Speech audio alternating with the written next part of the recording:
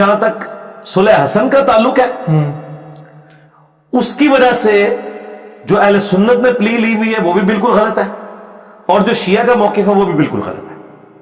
اہل سنت کی پلی یہ ہے کہ صلح حسن کا مطلب یہ ہے کہ حضرت حسن نے حضرت میر معاویہ کو لیجیٹمائز خلیفہ مان لیا، نہیں، انہوں نے امت کے مفاد میں ان کے ساتھ صلح کی، شرائط کیوں؟ لیکن صلح تو کی نا، جن کے ساتھ جنت کا شہزادہ صلح کر، جی جی جی ہاں جی، جنت کا شہزادہ صلح کر لے، ہماری صلح ہی ہے الحمدللہ۔ میں حسینی ہوں نا، تو حسین نے حضرت معاویہ کے 20 سال میں کوئی تلوار نہیں حضرت حسین نے اٹھائی معاویہ بن ابی سفیان رضی اللہ تعالیٰ کے خلاف، ہماری صلح ہے۔ لیکن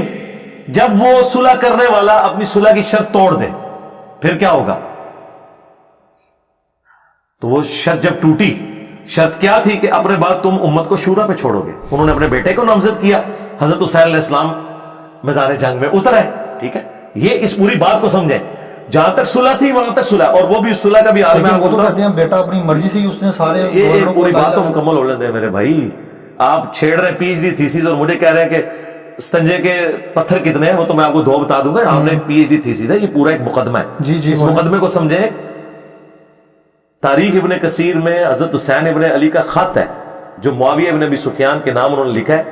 کہ میں اللہ سے ڈرتا ہوں کہ میں اللہ کو کیا منہ دکھاؤں گا کہ شریعت کے خلاف جو تیرے دور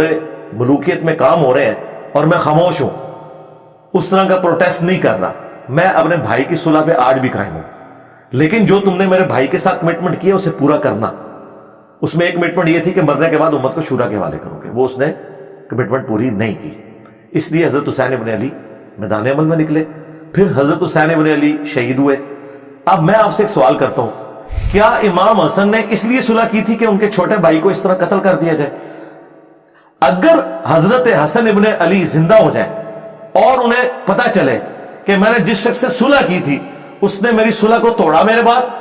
اور اس کا الٹیمیٹ انجام یہ ہوا کہ میرا بھائی بھی قتل ہو گیا،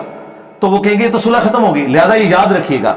صلح حسن اسی دن ٹوٹ گئی تھی جس دن یزید حکمران بنا تھا، کیونکہ انہوں نے اس شرط پہ عمل نہیں کیا۔ اور دوسرا، کربلا کے بعد تو صلح حسن کا کوئی جواز ہی نہیں ہے، یہ اسی طرح صلح حدیبیہ بھی ٹوٹ چکی ہے۔ یہاں لوگ صلح حدیبیہ کی مثالیں دیتے ہیں، صلح حدیبیہ تو ٹوٹ گئی تھی، تبھی تو فتح مکہ ہوا تھا، کیونکہ کافروں نے وہ صلح توڑ دی تھی، حضور نے ان کے اوپر چڑھائی کر دی، تو یہاں پہ بھی صلح ٹوٹ گئی۔ اور نبی علیہ السلام نے حضرت علی کو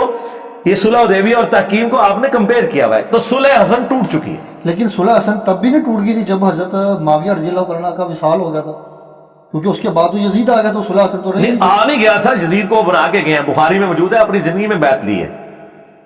حدیث نمبر کیا ہے اس کا؟ 4827 ہے، جہاں پہ انہوں نے بیعت لی ہوئی ہے۔ ہاں، مروان بن حکم کہتا ہے کہ امیر المومنین، وہ کہتا ہے میرے عزیز ہم وطنوں،